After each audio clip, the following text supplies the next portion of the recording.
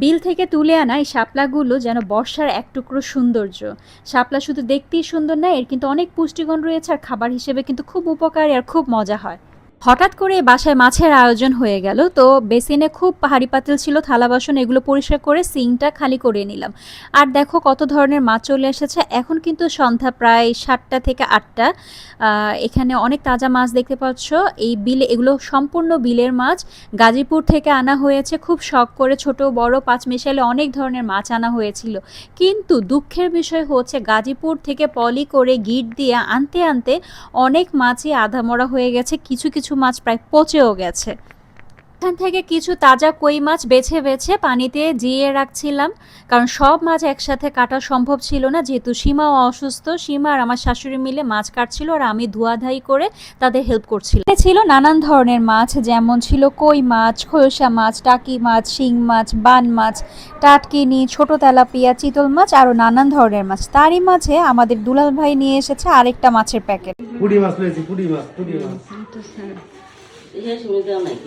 আমি কইতাম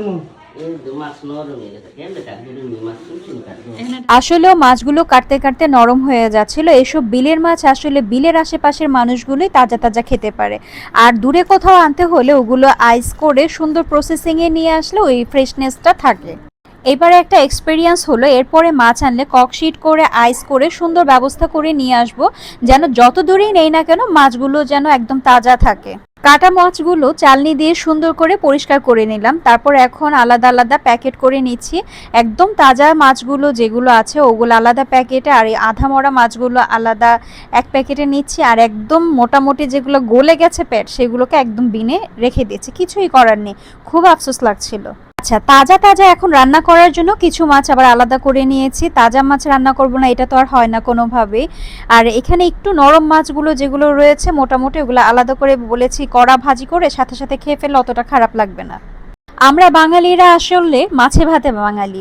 মাছের মজা যে কত মজা সেটা মাছ যারা না খায় তারা কখনোই বুঝবে না। এক মাছের স্বাদ আরেক মাছের সাথে কখনোই মেলানো যাবে না। কেবল যে মাছই কেনা হয়েছে তা কিন্তু না, মাছের সাথে অনেক তাজা তাজা সবজি আনা হয়েছে। দেখো এই ধুন্দুলগুলো কতটা ফ্রেশ আর কতটা তাজা, সাথে বেগুনও ছিল, দেশি বেগুনগুলো থেকেও একটা ঘ্রাণ বের হচ্ছিল। আর এই লেবুগুলো দিয়ে শরবত আমাদের বাসায় যে কি পছন্দ করে খেতে। আর লেবুর খোসাটা এত ভালো থাকে, মানে সুন্দর থাকে, একটু তিতা ভাব লাগে না, এটা শুধুই কামড়ে খাওয়া যায়। সাথে যেহেতু শাপলাও ছিল, তো নগদ নগদ শাপলাটা ভাজি করে খেয়ে ফেলবো। দেরি না করে ভাবিকে দিয়ে দিলাম শাপলাটা বেছে দিতে। আমি আর ভাবি মিলে সুন্দর করে শাপলাগুলো বাছছিলাম আর ফুলগুলো দেখে নাড়াচাড়া করছিলাম। শাপলা বাছতে আমার খুব ভালো লাগে, দুই পাশ থেকে একটু ছিলে নিয়ে